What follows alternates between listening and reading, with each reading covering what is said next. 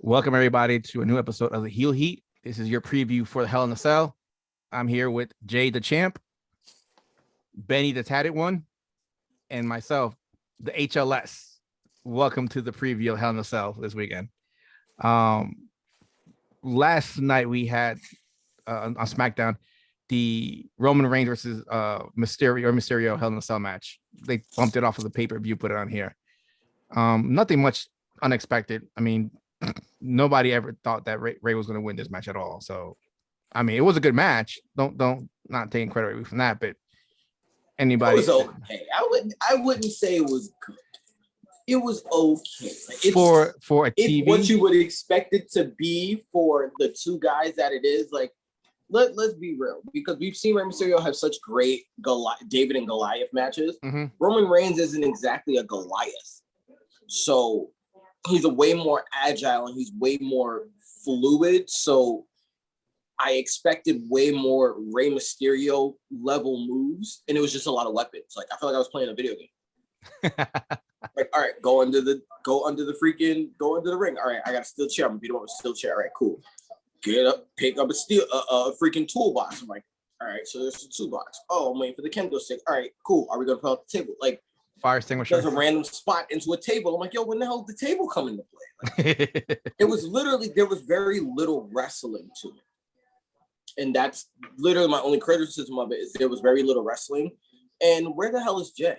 Like, did Jay just get a jump on Father's Day? Like, is that a thing? Possibly. Probably. I think the funniest thing, though, is everybody that reviewed that match, they said as soon as the toolbox came out, they started having PTSD. From the Jeff Hardy? No, from the Fiend and Rollins.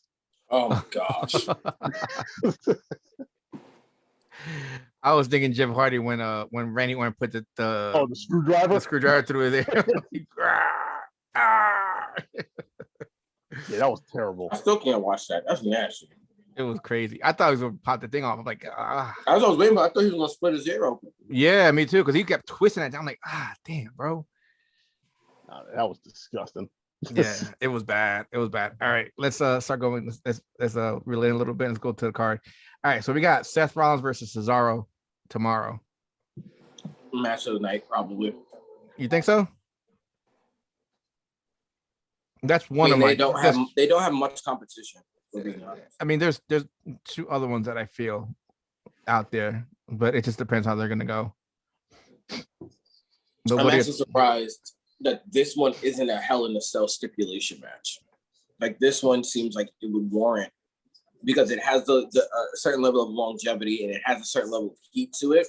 Right. You think it would warrant an actual Hell in a Cell match, but yeah, because I mean, you pulled Cesaro out of his feud with Roman for this one.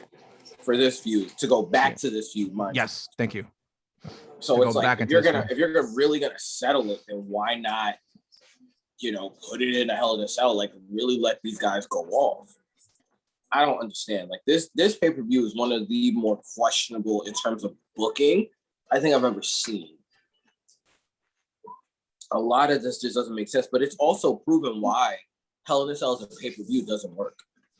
Right. Hell in a Cell as a match is amazing, but Hell in a Cell as a pay-per-view doesn't work. No. Because you only have 3 Hell in a Cell matches. It's one of those where I think it's better off to do a Vengeance and you put a Hell in a Cell match in the Vengeance pay-per-view or Armageddon. Even then, it's more so that you don't give any type of indication as to when Hell in a Cell is actually coming as a match. Mm-hmm. Right. Because it's the same thing as it is with TLC. It's the same thing as it is with Extreme Rules. The gimmick match pay-per-views outside of the Royal Rumble don't really work, because in some cases you end up where, thankfully in this case, your 2 Hell in a Cell matches actually have some type of a long-standing rivalry and some build-up to them. But in other cases, you have situations where, it's the first match in this feud, and we're all of a sudden in a Hell in a Cell match, and it's just like, where's the build-up to this? Hell in a Cell is supposed to be the be-all and end-all. Yeah, like Money in the Bank is the only one that works. But Money in the Bank and Royal Rumble are the only 2 that make sense to be gimmick pay-per-views because of the ramifications of it. Right. Same thing with King of the Ring. Yeah. Realistically, if that's you why treat it those like made sense. if you treat it like it means something, yeah, King of the Ring involved in that too. Oh, we're not gonna do that. That's a podcast by itself. But yeah, I know. Yeah, like this paper. This is why the way this is booked is why I have an issue with this as a pay-per-view overall, because it feels rushed. It's almost laughable because not even that. Like they took away the feel, like the menacing feel of the cage, because I think the cage is supposed to feel like you're in jail, or that it's some kind of jail yard type of aggressiveness, and they painted it red. If I remember correctly, that's they have something covering it now. Is it like the vinyl silicone thing that's covering up the actual cell? No, it was red last night. It was still red. It was red. It's just red. That's what I'm saying. It's just red. The only thing I could think of is if they put like the covering over the mesh so that it doesn't hurt as much. But if you were going to do that, and you could have just made the shit clear, and then it would have still at least looked like it was dangerous. Right. Now it looks like those weird playground gates that be outside of schools when they try to like paint a mural or something over it. Yeah. That's what it looks like. It just looks like a big red gate. And I'm like, this is no longer intimidating at all. Not to mention, it's like the beauty of Hell in a Cell was you got to see the blood on the cell, and it made it feel like it was just pure carnage. Now with the red color, you can't see the blood. If there even is any. Yeah, well, I doubt it because of the way they are. Yeah, they don't even throw people like into the cage anymore. Well, I could see it happening in the Drew Bobby match. Right, because Drew and Bobby are enough that they would both want to take the bump. But I mean, even like you look at some of the women's matches, they were pretty brutal, but it never got to the level of Hell in the Cell. And it's like that's my biggest thing with these matches, because now you have to have a women's Hell in a Cell match. You have to have, a championship Hell in a Cell match, and you got to have a Hell in a Cell match that's some kind of feud, or you have to just book all the champions in the Hell in a Cell match, which don't make sense. Along with the titles that are even on the line don't necessarily make sense, because the hottest feuds in terms of titles are Drew. They're making up the thing with Charlotte. Sheamus doesn't have a match. The Apollo Crews thing is still long-standing, and it doesn't have a match on this pay-per-view. So I'm like, what are we doing here? Like the matches that are on the card, like that's what I'm saying. The way this is booked, it's a lot of why. Why are we doing this? The only one that makes sense is Drew and Bobby. The rest of them don't make sense, and then you're just doing it for the sake of doing it. Like I'd almost rather them just not have a pay-per-view. Just don't do it, because it's pretty damn pointless at this point. Like there is no value to having this. I'm almost just happy they moved it up, because it's like, okay, well, we need a pay-per-view for the last pay-per-view in the Thunderdome era. So, hey, let's give them cages. Cool, got it. You could have moved up Extreme Rules, or you could have, like Paul said, brought up Vengeance and Armageddon and just had every match be a gimmick match. Because Cesaro and Seth would have made one hell of a good street fight. You could have had Rhea and Charlotte do a ladder match. You could have had Sami and Kevin make sense in a Hell in a Cell, but they just picked this one back up because freaking they decided to randomly fire Aleister Black, who now they seemingly want to bring back. Well, because they don't want him going to AEW. Oh, he's going. He's gone. Yeah. Based on like the fact that he dropped all the stuff he dropped on Twitch, he's done. Like he's the fact that all this great stuff, like he had all of this amazing stuff planned, and they sat there and said no. He's done. He's gone. Like you lost. Here's the thing. For him to go back, it would be crazy. Like look what they did to him when he was there. Nothing. He sat there for months and months and months. Why would he want to go back for? What's that? said it's always supposed to be 3 weeks. Yeah. And then when they finally start putting him back in, they cut him, release him. Yep. Not to mention, him coming back only gets further implemented because of the promo that Andrade just had on AEW. So it's only a matter of time until Selena's thing is up where she can sign with AEW. So why would they not both go to AEW together? Yeah, hers is done already. I know hers is done, but I'm saying I feel like she's waiting for him to see what he does, and then they're both gonna move in unison. I can see them both going together. They're trying to bring her back too. Yeah, I can see bring her back to WWE. So it's like, are y'all for real right now? Yeah, I don't think she's gonna go because of the fact that they're gonna want some money from her Twitch account, and she made more money from her Twitch than her WWE contract. Yep, and he's making money off his Twitch now. Oh, is he really? Yeah. Oh, good for him. How do you think I found out everything? The day that he released everything, he went on Instagram Live and said, "Follow me on, we're gonna talk about everything on his wife's Twitch." Right. And then Zelina made a crap ton of money off of that, and he did like 2 more, and then he started his own. Okay. He's already just started his own Twitch. That's Tommy Ends. Right. That's his character. So that's like the likelihood of him going back to WWE at this point, it's all but done. Like, y'all might as well just y'all gonna take that L to the face. Y'all really just gonna take that L to the face right now. Yeah. It's that simple. Y'all just make it look bad. Y'all literally ruined the best thing that y'all had in terms of future champion, in terms of having that awe-inspiring superstar. Y'all killed that. Y'all murdered the Fiend because y'all didn't want to, pump up his merch or whatever stupid excuse I've heard. Like, I've heard 30 million excuses about why they killed the Fiend. They've already murdered the Fiend. Alexa's probably not too far behind, depending on what they do with the Shayna match.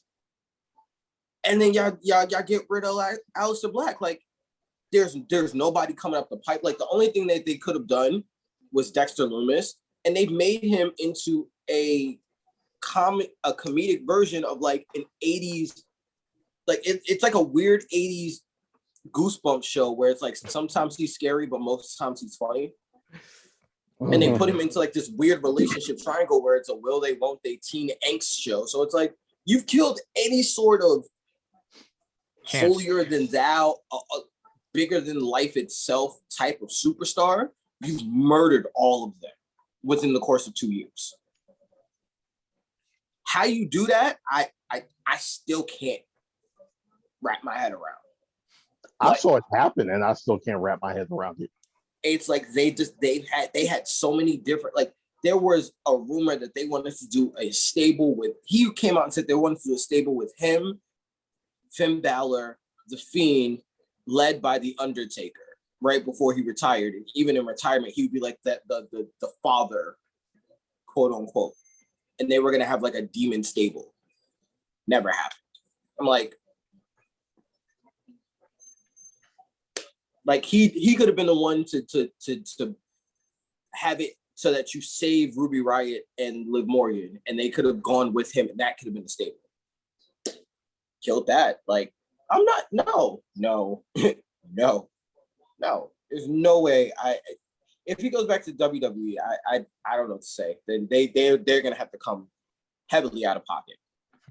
Probably the way they did with Joe. Yeah, I thought that's gonna happen. Who, by the way, we're gonna get back to Hell in a Cell, but I just have to say this.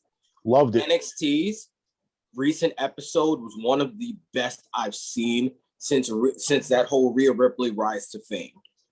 Samoa Joe completely changes the landscape of NXT and the mood and the feel, and just like, I don't even want them to call up anybody anymore. I hope they don't. I hope they don't touch it. Don't touch it. I got some bad news for you. You know somebody getting called up. A bunch of people probably. No. It's actually kind of like really bad. Both Karrion Kross and his name is slipping my mind right now, the North American champion. They were both. Oh no. Bronson Reed. Bronson. I don't know why the hell I was about to call him Brody Lee, but it sounds very similar. They were both at SmackDown. They were both backstage, and they both worked dark matches. Okay. Well, I'm less upset about that because those are two guys that I feel like they can afford to lose. I'm not gonna lie to you. Those are two guys NXT can definitely afford to lose. I just hate the idea of you just came off of a pay-per-view where both of these guys retain their titles. Exactly.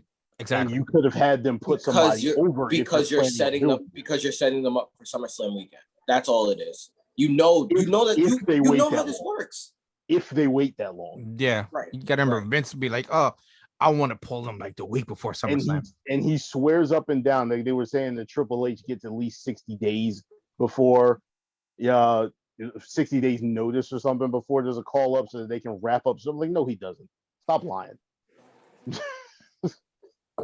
But that being said, this is gonna sound crazy to me, but I even said it when Karrion got the title back. I said, "Yo, it doesn't make any sense for him to be here." So to me, the faster Karrion Kross loses or relinquishes his title or whatever story they're gonna write him off for him to go to SmackDown, and I say SmackDown specifically because you have multiple. Like you need a guy now that Alistair's not there. You need a guy for that mid card badly.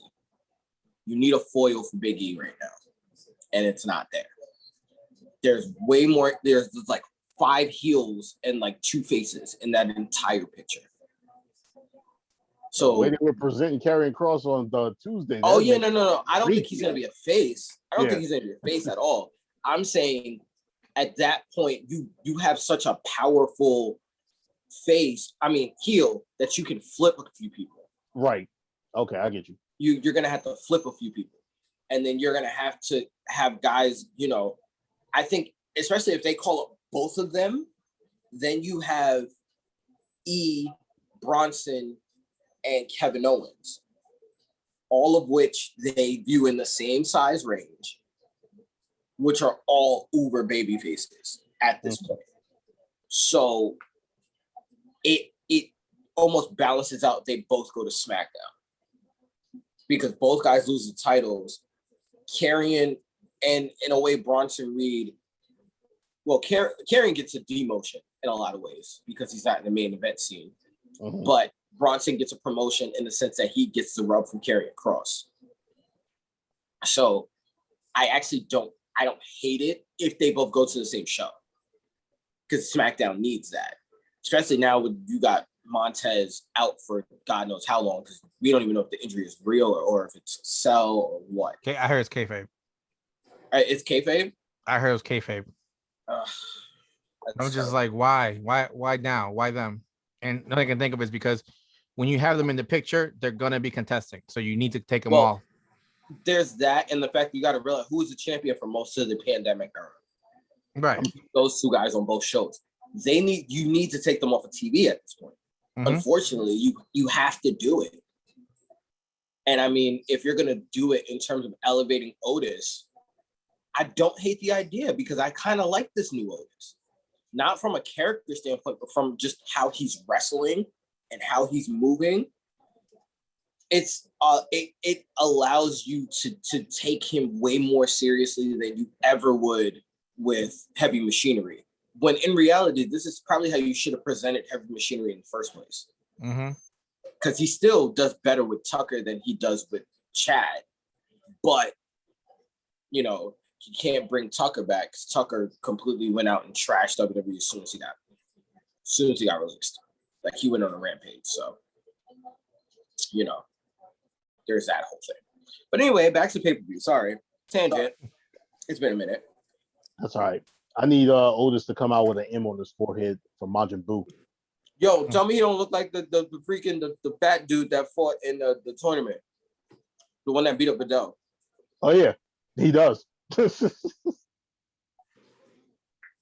Paul. Sorry. Yeah, that whole picture of Otis without a beard surprised the crap out of me. When I sent you guys that picture of him and Boo. Yep. I'm like, I can't believe this. I'm like, yo. He looks like Majin Buu. Like, I kind of want to throw pink on him and see what happens. I want to give him some chocolate. If you haven't seen Dragon Ball Z, you should watch it. If you haven't seen Dragon Ball Z, I don't know why you're watching this podcast. At this point, all right, go back to not the guys for you. Yeah, go back to the card. Sorry. Seth Rollins versus Cesaro. Who you got, champ? You know, this one is actually pretty hard to call at this point. Who won the last feud between them? Because I think this is what, the third match? Yeah, Cesaro won both. Cesaro won both.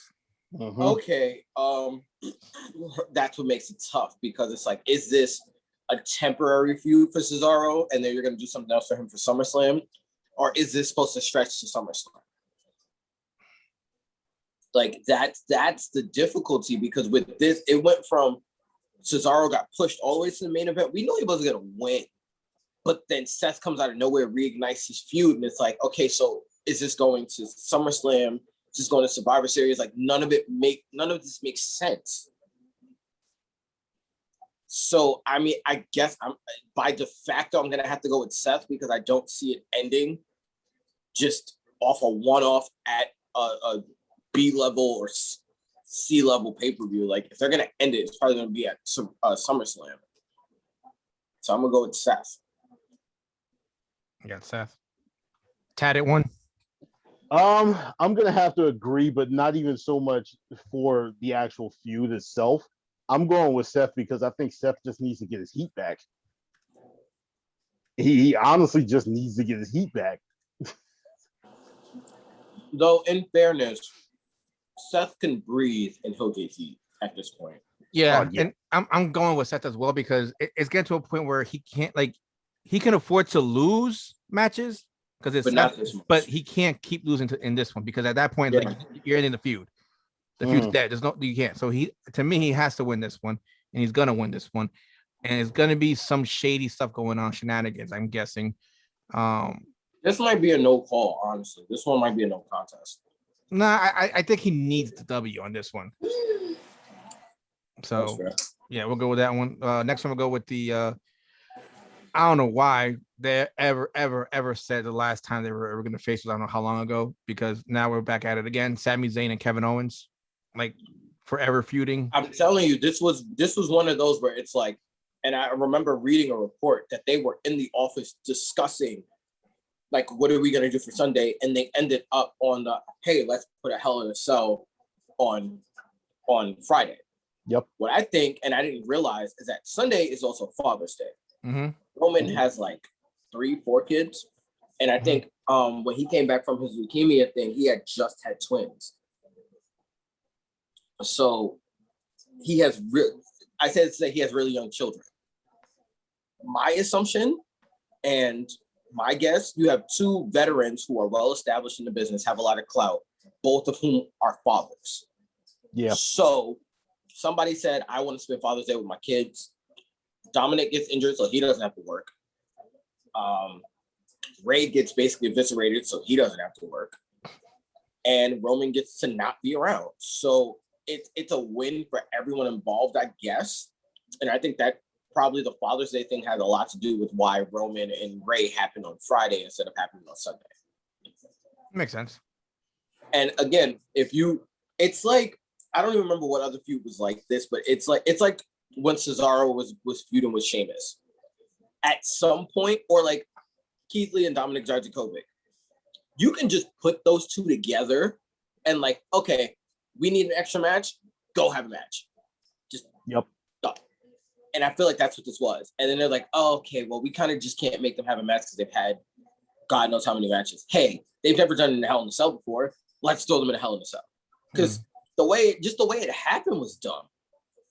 Like, Sami Zayn is teasing Kevin Owens outside the ring, saying, this is what you get, Kevin, this is what you get. And then Kevin lunges at him and it has to decide whether to attack him or to attack Aziz.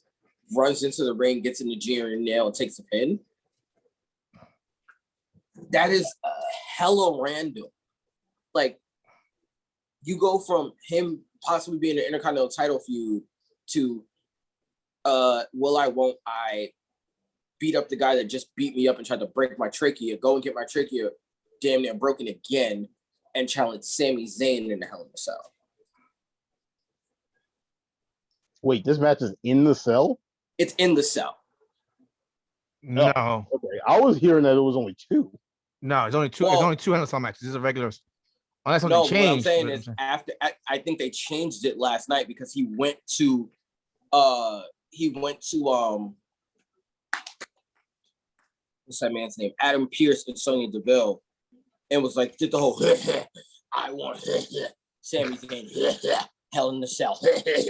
Like he did that whole thing. So it sounded like they're just gonna throw them in a cell, and that's gonna be the replacement Hell in the Cell match. I could be wrong, but that's what I got from that segment. Yeah, so far as I know, there's only 2 matches that are Hell in a Cell. Bobby Lashley versus Drew, and what was the other one? Bianca and Bayley. Yes, thank you. Sorry. Oh, see, I'm thinking that the other match was in a Hell in a Cell, but okay. All right, well, either way it goes, you put the 2 of them together, you're gonna get. Actually, no, I think you're right because I think that was the one that surprised me. So yeah, I think you're right. That's in a Hell in a Cell, not the Kevin and the Sami thing. But I just figured because again, they did it so sloppily that like you can just loosely interpret it as like, oh, they're gonna throw them in a Hell in a Cell. Okay, cool. That being said, I low-key feel like they're gonna give this to Sami Zayn. Just because it doesn't actually matter who wins and who loses at this point, because they flip-flop face and heel so much. I feel like they're gonna give Sami Zayn a win here, just so that it gives him a reason to continue to be arrogant. Just, because they're not going to put him in the Universal title feud, especially what we're hearing is coming down the road. Like, they're keeping those guys in the mid-card for now. Anyway, they're keeping everybody basically in the mid-card until post-WrestleMania next year. So, I'm keeping a lot of people mid-card. This makes no sense. I mean, and again, to have Apollo Crews on top of that, I don't feel like Apollo is going to be champion for much longer. I mean, he's had a decent run, but the fact that his Nigerian accent sounds like a mix between M'Baku and T'Challa on like a Happy Time childhood show, and Aziz looks to be like Puerto Rican, not even Nigerian. It's like, this is just weird. And like his spear went from a spear to a club. Like, so you guys can't put sharp objects on TV? Like, this is Fox. I've seen people get murdered on TV. Like, what are we doing here? But I digress. So who you got winning? Sammy. Mm-hmm. Benny? This might be the pay-per-view I lose because it's about to get weird. Hey, listen, as far as I'm concerned, the first 2 picks are pretty much the same thing for this one. I'm gonna go with Sami too, honestly, and it's because of the same thing with the Seth Rollins one. Kevin Owens in this feud is 2-0. There has not been a Sami Zayn victory. I think what you're gonna get from here, and bear with me because this is gonna be the start of me doing this shit for damn near every match. You're gonna get Sami Zayn winning, their feud continuing at Money in the Bank, possibly in the Money in the Bank ladder match, and then finally blowing off at SummerSlam. And that be the end of their feud. SummerSlam. Forgot about that. So yeah, I'm going with Sami too. Like I said, not for anything other than the fact that I think that this is actually because the feud just started again. And I got a feeling that, like I said, this is going to carry over into Money in the Bank, probably in the ladder match itself, because you're gonna need some star power in there, and then finish up at SummerSlam, regardless of whether one of them wins or not. All right, I agree because of the fact that it's like you gotta throw Sami a bone. He can't keep losing these matches, and you gotta have him winning something at one point or another to keep him relevant. It's just I don't know why they keep throwing these 2 together. I mean, they put on great matches, but the way this one was thrown together was like, hey, Kevin, Sami, go at it. Like, there was no reason. They needed a filler, and they decided to pick 2 people that work really well together, and you could just imagine the 2 of them getting into a fight right off the bat for nothing. And here's the thing. I don't know if you heard what I heard. That Vince now has a rule that you can't just throw out matches for the sake of having good competition. There has to be a reason behind it. So Yet he puts on a match that has no rhyme or reason behind it whatsoever outside of Sami teasing Kevin. Yeah, that's the thing. It's like if you're gonna have these two guys feud over something, like say Sami had the belt and Kevin cost it, or vice versa, or whatever, and that's gonna cause it. But just because I'm like, come on, bro, that's like that's some Vince McMahon type bullshit. Yeah, they fight now because of that. It really is. So I'm like, no, they need to give these two a break from each other. But unfortunately, the roster's so thin right now, they can't take a break from each other. I wonder why. You know what I mean? So to play devil's advocate with you real quick, that is the basis for two other feuds on this exact same pay-per-view. Oh, I'm not doubting that. It's just annoying because of the fact it's like okay, you slimmed the roster down, and now you're trying to figure out matches, and yet you're not writing storylines for these matches.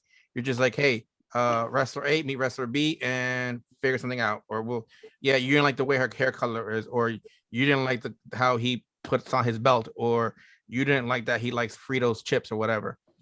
And like, come on, bro. Hey, listen, Doritos are number one. And anybody says anything different, I'm taking them out with a steel chair. Nah, bro. Fritos with grape soda.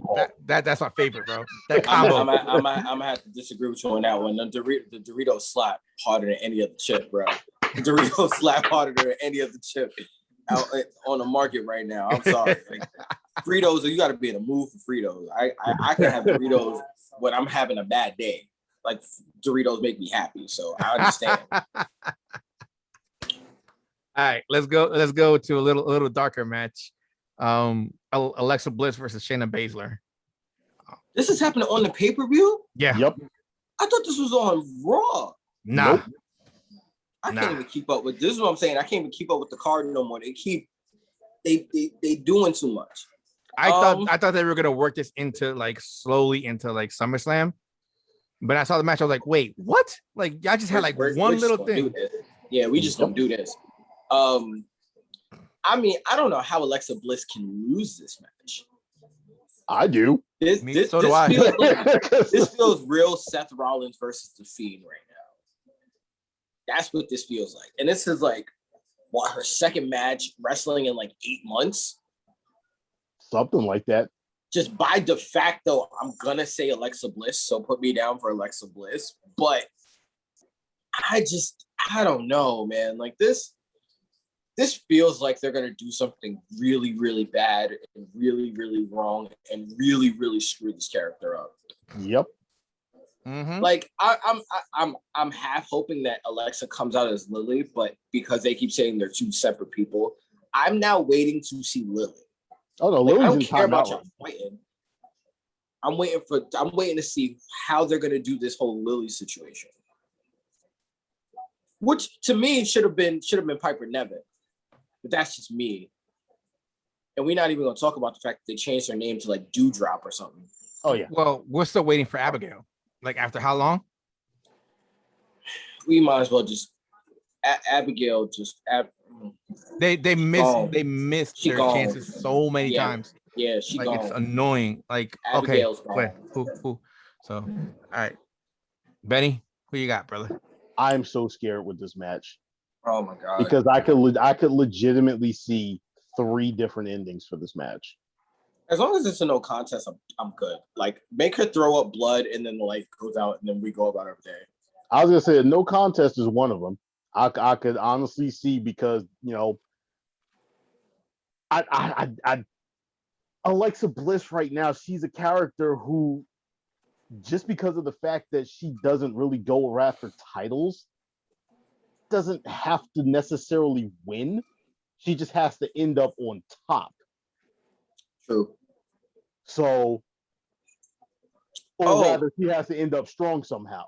So, just God forbid they do a repeat or the reversal of the WrestleMania match where instead of Alexa Bliss costing The Fiend the match, you get a return of The Fiend. He costs Alexa. Now, the issue with that is where the hell do you go from there? A match at SummerSlam between Sister Abigail and Lily. I'm gonna go. The simplest answer is probably the best one, and it's just Alexa. Because God forbid anything else happens here, and you also have to pay off what the hell happened with Reginald on Monday. So I was just about to say that. I swear, you know what they should do, and it would be the funniest thing in the world. If you have her laugh and you hear Mortal Kombat, and he comes up as like as one of the ninjas is like Cyrax. Oh my god! Burst through the ring. I wouldn't put it past Vince to do something like that. That's what I'm saying. Yo, apparently I heard today he saw Suicide Squad, and that's how he got the idea for the Riot Squad. So we don't know it. We don't know anymore. Somebody needs to stop showing Vince movies. Yeah, like can we have him read a book? Maybe it takes him longer to get through. I don't know. Probably, but I got Shayna on this one. I got Shayna winning. Listen, I'm not she's not mad at it. But okay, so she's not gonna win like a clean one where it's gonna. I don't know how to say. So it's gonna be a DQ. That's what you're saying. A DQ or a count out or something like that. Where Lexa's not getting pinned. Put it that way. She's not getting pinned. Okay. So yeah. So she's winning by DQ count out. Like, how that's gonna work? No. You cannot pin Alexa Bliss. At that point, if you pin her, it's the same thing that will happen with the Fiend and Seth Rollins. At that point. Yeah. So you can't do that. No. But I got Shayna on this one. Continue the feud, and maybe the way I'm looking at it this way, they're not gonna have Lily out in this match. They're gonna probably save it for the fans for SummerSlam. True. I also had like an off thought, like, what if they turn Shayna into Lily, and they just go completely left with Shayna's character, and just have her be like this weird, campy, blonde, raggedy and doll type. Yeah, I would laugh. Go left. I would laugh just because if she Shayna comes out with those Alexa Bliss overalls on and starts skipping, I'm gonna lose it. I'm gonna lose my mind. I will give her all the credit in the world for pulling that off. Like, I'm like, yo, how much money they paying you, sis? Like, I want to know what kind of money you got in your back pocket for you to go from MMA to that. Yeah, and if she does it well, I'll be like, yo, for real, she's MVP. Like, the way the character would change for her to do that, it's like night and day. And if she does it correctly, I'll be like, yo, MVP for real. If you don't got her down, write her in or something, man, because that shit is not simple. It's not simple. So now we're gonna go to the Raw Women's Title, Rhea Ripley versus Charlotte Flair.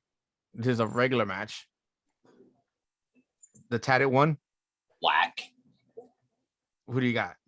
Okay, I'm going to give you what I would want for them to do, and I'm going to give you what I think they're going to do. Right? I hate when this happens because it's like what I would want them to do, because if you take a look and you actually see exactly how this feud has been going since the previous pay-per-view. Mm-hmm.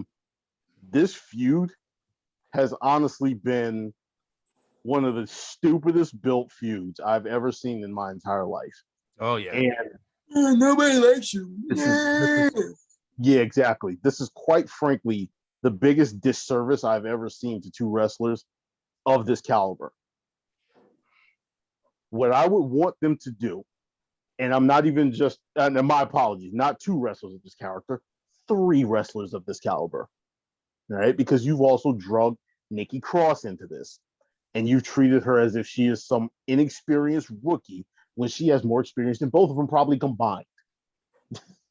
So, what I would like for them to do is, in this case right here, Charlotte come away with the victory.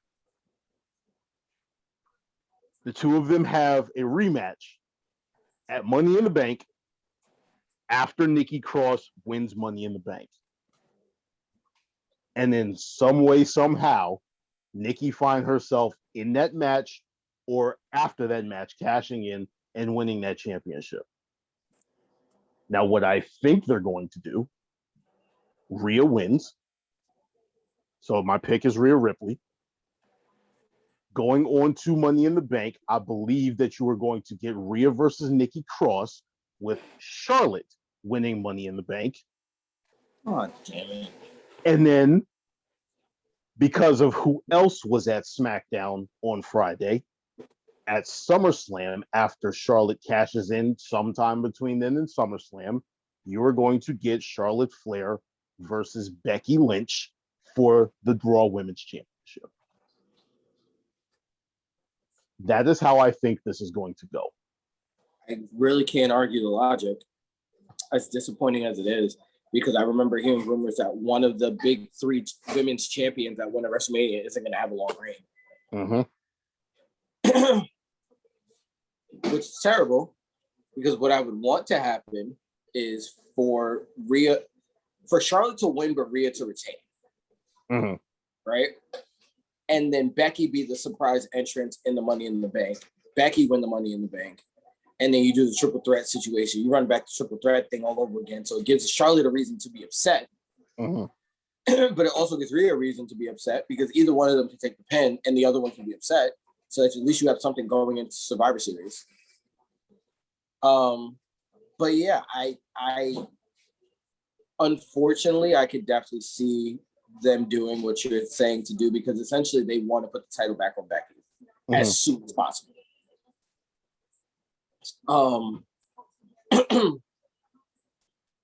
But I'm gonna still stick with Rhea, because I think it'll be a situation where even like I could see a situation happen where Becky Lynch comes back, Charlotte's like, oh, nobody cares about you. The feud match isn't for the title between Becky and Charlotte. It's a situation where it's just a blood feud. And then, you have the whole Nikki Cross, Rhea Ripley thing. Nikki Cross cashes in on Rhea. And before Nikki Cross can cash in on Rhea, Becky Lynch beats the taste out of Nikki Cross, takes the contract, then cashes in on Rhea. And it's like, yeah, I'm the man. I do what I want. And that's how Becky gets the title back. Giving her a next challenger, Nikki, because she has a legitimate gripe, and 2 challengers chasing the title. I like that. I really do. But Who's the heel in that? You're asking a lot. Who's the heel in that? Would you turn with the women? heel? Here's the thing: with the women's division, you don't have heels. You have anti-heroes, you have assholes, and you have baby faces. That's it. You don't really have heels. The only person that technically would ever be a heel is Charlotte, because she doesn't know how to be anywhere else. She doesn't know how to be anything else. Everybody else, like Becky's not going to come back as a super baby face. But she could be a face, and you can tell by she's a face. But like, she never comes across as a face. But the thing is, they can try to make her a face all she wants to. She can't be a face. It's like I don't think it's so much that she can't be a face that she doesn't want to be. No, to me, it's like she like whatever, like when she does her promos as a face, is like I don't feel it. Like I don't believe you. I don't believe you. I don't believe you. Like, I have to believe you. I have to believe that you're doing the right thing. But I'm like, it's Charlotte. The way your character is. Not even that. Her story, like, there's nothing inspirational about Charlotte's story. Your last name is Flair. If you wanted to come and do this, you was going to come and do this. If you wanted to be a champion, you were going to come and be a champion. We all knew this. And as much as it sucks for you as a person, like, that's who you are to us. And that's always been who you are. Mm-hmm. And there's nothing that's going to change that. Yeah. Unfortunately, like, the only way Charlotte would ever be a babyface, literally, is if Charlotte leaves, has a baby, and comes back. That's the only way you can see Charlotte getting a pop as a babyface. That's it. Other than that, people love to hate Charlotte too much. You got to find a way to build some generic sympathy for her. That's the only other way. They tried it at one time. What was that? How do you do that? Who was it? Who was the one that brought up her brother's death? That was Paige. Yeah, that's the only way you could do it. That was the only way you could do it. That was terrible. But that's what they were trying for. Or God forbid, Rick dies. Rick finally passes on. Then you'll get genuine sympathy for her. Oh yeah, but definitely. Up until that point, there's nothing you can write. There's no story you can tell that's going to make anyone like Charlotte, other than the people that already like her. I'm not going to go the Roman route, but overcoming an injury or something like that. No one's going to care. If you kayfabe something bad enough, they will. You would really have to make it food that's relevant, I mean, to the point where Nia Jax like tears her knee off or something. Yeah, like that. you would have to see somebody like physically like rip a limb off, or like see like Triple H when he tore his quad or something like that. Barring that kind of injury, I'm saying you can't write anything. Like you can't manually produce anything that could organically get this woman over. And I don't think that's a bad thing. It's just like with Roman, because of his look, he's such a natural heel that you have to get, the only way to get her over is to let people like her heel version, which is essentially not going to happen, because no matter, even when she talks kayfabe, she sounds like a spoiled brat. Because it's like, even when she does interviews outside of WWE, outside of the thing she did with Austin, you're still like, so you're complaining that everyone doesn't want you to win, and because you feel like you deserved it, but you already have 16 reigns, or 14, something like that. 14, like you already have 14 reigns. I'm supposed to feel sad for you because you want to win the title again, and fans don't want that for you. I'm supposed to feel bad about that. And then they put the NXT title on you and then counted it as a major title, so even you can get that number with literally no one else. Right. No one else. And I'm supposed to feel bad. That's why like make that make sense. When she talks about it and Andrade talk about it, I'm like, bro, they're not jealous of the person. Nobody cares about Ashley. Ashley's a sweet, lovable human. It's the fact that the character that we don't like. Yes. It's Charlotte. And they need to understand that. It's like, we all agree, like Ashley is athletic, probably one of the best female wrestlers in the world. To have ever come, like, again, the only match that she could have had to cement her legacy that is no longer possible would be her versus China. Like that's the level that she is. Like, the only way for me that you can do anything different with Charlotte that'll be like, oh snap, this is dope, to me, is if you put the Intercontinental title on, or the US title. And doing that would devalue the women's title, and I don't want them to do that. Why do you think it would devalue the women's title? Because you're taking your best women's wrestler and telling the crowd that she's above that division. I think if you because I don't think that they did that with China either. That's the thing. It's like, it's already been done. So the precedent is already set, and I don't think that it changes the narrative to say like, oh, I'm done competing in the women's division. Because you've already started it by saying like, this woman has been like, you've had Beth Phoenix and Nia Jax in the Royal Rumble. Why not have Charlotte in the Royal Rumble? Well, you can have it the Money in the Bank, because the Money in the Bank. Remember this: Money in the Bank says you're due a title shot. It does not specify specifically for the I don't know if women's or men's division. That's what I'm saying. I don't know if they changed the language because now they have two. Yeah, no, I don't think so. They just said you pick which title you want, and they just say, hey, which title do you want? But they don't specifically say, hey, you can only pick between this and this, because remember, she picked against Rhea Ripley a couple years ago. Well, that was Royal Rumble. Was that Royal Rumble? Oh no, you're right. That was Royal Rumble. Okay, so pretty much, so she can win the Money in the Bank. She can win the Money in the Bank and be like, you know what, because of like, say like Roman and Bobby are still the champions. She'd be like, I'm not gonna go against those dudes. And then you have like, say, some middle tier guys that aren't that like are okay. She's like, I'm gonna go for the IC title or the US heavyweight title. But see, the funny thing is I could almost see it be a situation, because Sheamus is having this weird kind of open challenge thing going on. I could almost see it where she comes out for an open challenge and cashes it in. So it's a double whammy where you're like, wait, what? Here's a good one. She gets a match for the title, wins it without cashing her title, without cashing the Money in the Bank. And they're like, oh, you have to give it back in. And she's like, no. You say I have to challenge for a title. I have this one, but I can still challenge for another one. So making it like what other title is she talking about? Yeah. Make it seem like she's on Raw, right? Well, she's on Raw. So make it seem like she's gonna go for the SmackDown title. You know, And like, there's the twist. She doesn't go for the SmackDown title. She goes for the IC or the US title. Like, boom. Right. You thought I was going for that one? No, I'm going for this one. I want to be 2-time. I would honestly, I would love that, because you could have a situation where like Sheamus gets, like when he broke his nose recently against Humberto Carrillo, where like he's beat up, he's battered, and then you see Charlotte, you hear Charlotte's music hit, and it's like, what is happening?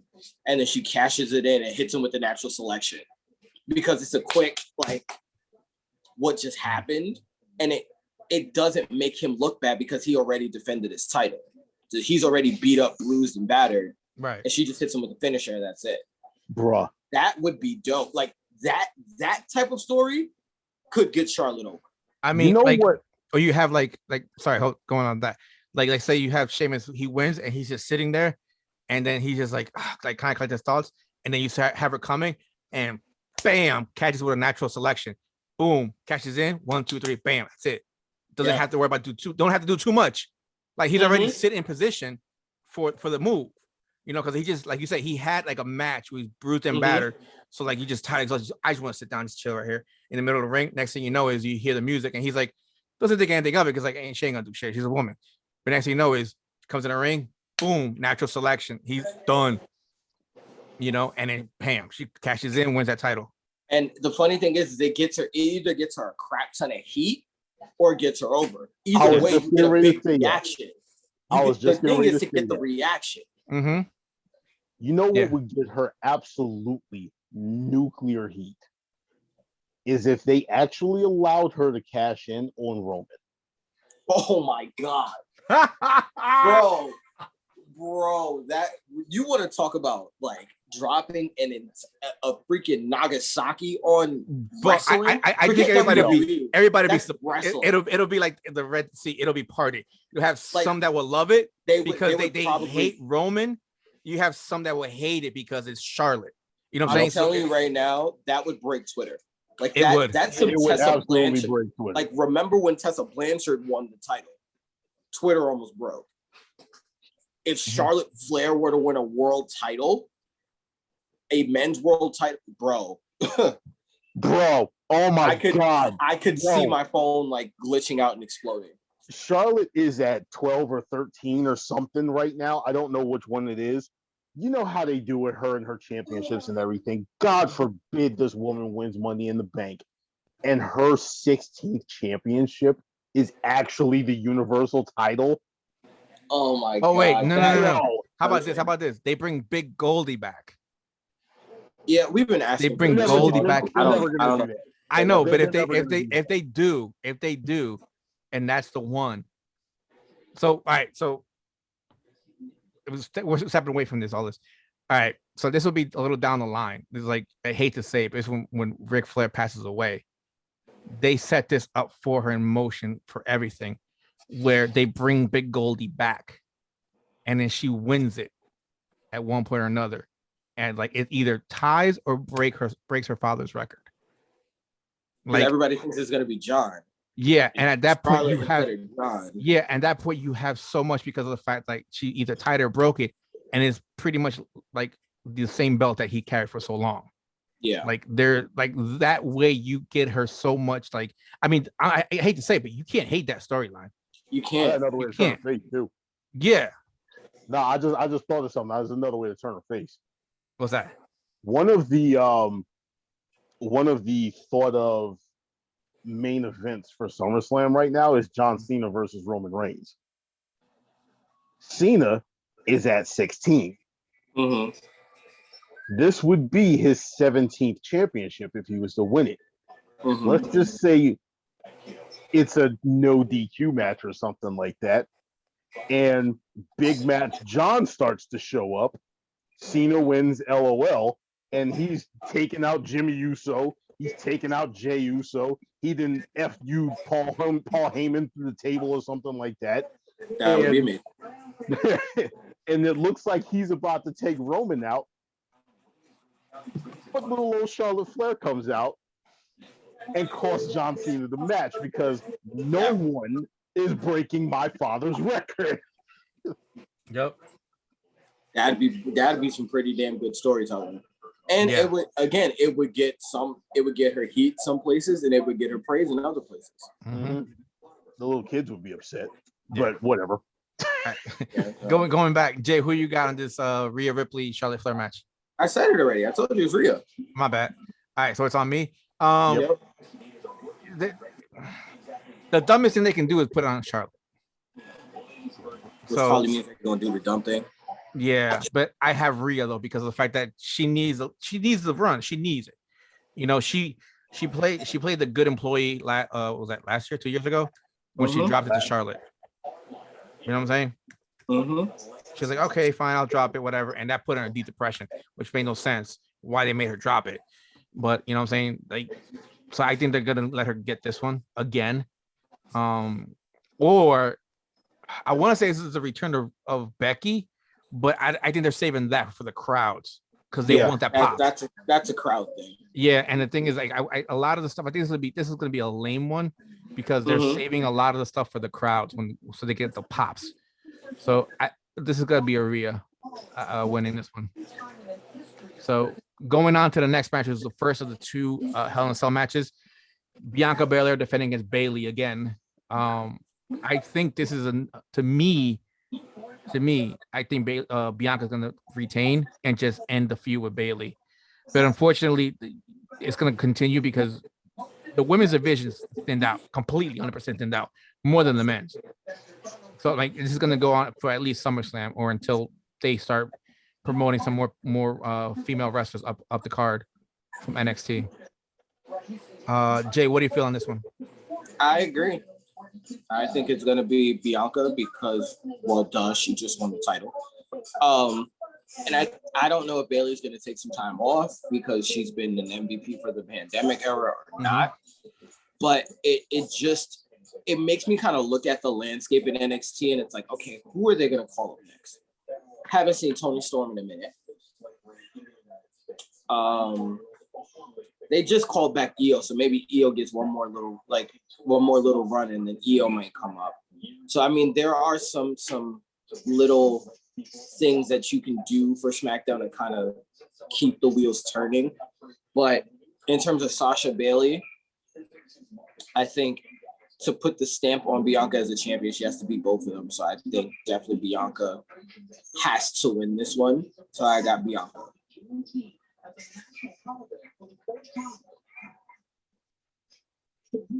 All right, Benny, what do you think? Well, here we go again with me looking to the future. I think that there is more. I mean, WWE, of course, WWE loves their Sasha Banks versus Bayley feud, which I think is going to happen again at some point. But I think we're closer to a Sasha Banks return than anybody else is really thinking. So I think she's probably going to be back for the next pay-per-view, meaning they should be booking her trying to get her belt back from Bianca Belair. Hell with Bayley right now. She already beat Bayley. So I'm saying that Bianca should actually take this match because of the fact that whether Sasha comes back and assists her in winning or Sasha comes back and attacks her after the match or something like that, Bianca should not be dropping this title right now because of the fact that she just won it again at WrestleMania, and she should be the one out of the two of them to actually have an extended reign, but also because of the fact that I think you have more potential in the fans actually getting fully behind Bianca versus Sasha than you do another Bianca versus Bayley. Not Bianca, Sasha versus Bayley. So, because like I said, I think that's where we're going. I don't want to see like Jay name Toni Storm. I don't want them to just call Toni Storm up just to get her ass kicked. Like I'm thinking in terms of Toni Storm. I'm not saying Toni Storm go right because again, the last time we saw Toni Storm, she was a heel. Yeah. But most people don't know about that continuity. So like you could have Toni Storm in a realistic situation come out and attack Bayley. You could do that too. If you're planning on writing Bayley off from that, then yeah. I'd be good with that. But what I don't want is for Vince to just be like, all right, let's bring Toni Storm up and immediately throw her into a feud with Bianca. that she Right. knows she's gonna lose. So The sad part is they haven't built like the only other challenger they really built was I mean Carmella has that built in because she has the accolades that she does, but there really isn't. I don't even think there's anybody else on the roster at this point. technically Natalia and Tamina, but they're doing the show back and forth type thing because they're the tag champions. Mandy and Dana are on Raw, so you can't mess with them. Liv isn't doing anything, but what heat does Liv Morgan have right now? Or anything at this point. Right. Like the only thing she has right now is sympathy from us because what the fuck? But that's a whole thing. I know. But like I said, long story short and rambling aside, it's Bianca.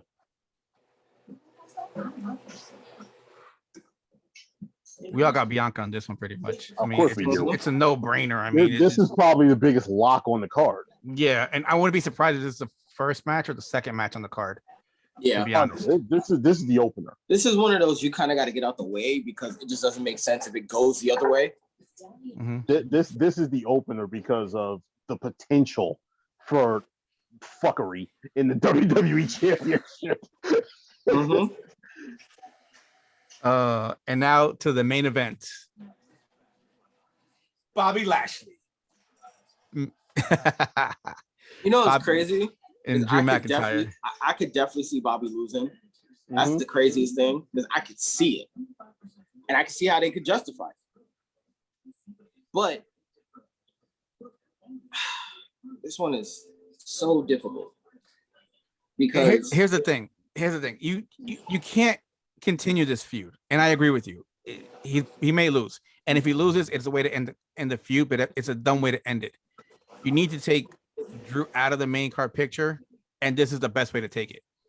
right. Because hurt. Huh? Like he needs to be kayfabe injured and Well, off TV. I mean, this is a good way. I don't to take even think you need to do that. No. Like the speculation on this match is like, if he loses again, he can't go after the title while Bobby's champion. Which is why I Doesn't mean he say still can't screw with Bobby, but no, he it just can't doesn't. get the title. Yeah, which makes sense because at that point, you're not going to see this match anymore, which takes him out of that picture. But who are you going to bring in? No matter who wins, who are you going to bring in? Who's Kofi. next? You I don't what I'm even saying? know who. I know exactly who they're bringing in. You know, Kofi is next. You said Kobe? Kofi. Oh, Well, Kofi. The rumor is Kofi's supposed to be going heel. Is he or is Yeah. he Bobby Lashley's next challenger? That's the question. I don't know. There's a lot of rumors I heard going. Xavier Woods might turn heel. That's I heard. the swerve. Yeah, I don't know. It might be. I don't know. This is going to be something interesting to see. I think Bobby retains. Oh, I do too. You know? I have Bobby retaining. It's just a matter of this is another one of those where it's like, well, what are we gonna do after? Like the one thing that I think about is like, what the heck happened to Jinder Mahal? Like he had like a solid 2-3 weeks where we saw him and then poof. And that to me was the whole thing of like, you expected Drew and Jinder to have that moment, to have that feud. Mhm. And I'm like, this is probably the best time to do it because there's a lull and then there's the crowd. So the crowd remembers 3MB. So you get a little bit more there. And it takes Drew out of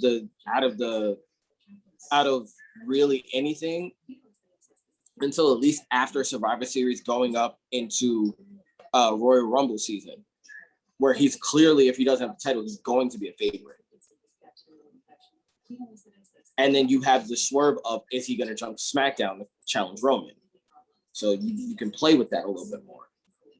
Here's the thing.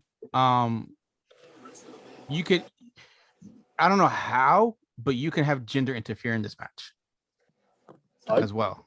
He's got them two big dudes. Like have them pull a Braun Strowman and rip the cage out. Yeah, Well, that's what I'm saying. MVP has the key. That too. Yeah. He has the key hidden somewhere. We still don't know what the heck Drew's beef is with formerly known as Retribution. So like you can throw that back in there and revive that if you want to. Yeah, but we haven't seen them on TV in how long now? They had a tag match in which they won and they disappeared. Exactly. Long enough for them to show up and be like, Michael Cole be like, oh, we haven't seen them in weeks. Mm-hmm. Or whoever the hell is announcing Raw now. I just want them to go back to what they were before, just so I can hear Feast Your Eyes. And then hopefully when they get Dijakovic going, we'll get word on Keith Lee. Because again, the biggest X factor in this is that there is no Keith Lee. And I'm angry about it. I'm angry. Bro, I wonder if he got COVID. That's because the only you gotta thing that think, makes sense. You got to think.